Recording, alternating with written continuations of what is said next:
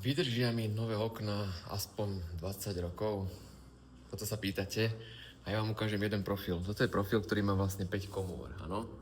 Tu vidíte jednu, druhú, tretiu, štvrtú, piatú komoru. Sú okná, ktoré sme už menili a boli trojkomorové a menili sme ich po 15 rokoch. Nejde to síce v ruka v ruke, že keď je teraz 5 komora, tak vydrží 35 rokov, ale určite 20, 25, možno aj 30 rokov vydrží, pretože potom sú tu ešte profily, ktoré sú takéto 6 komory, sú oveľa hrubšie. O pár, niektoré aj desiatok milimetrov sú hrubšie, 5 a 6 komory. A tie už vydržia určite viac ako 30 rokov. No a hliníkové profily potom sú tu aj, teda hliníkové okná, že vyzerajú takto.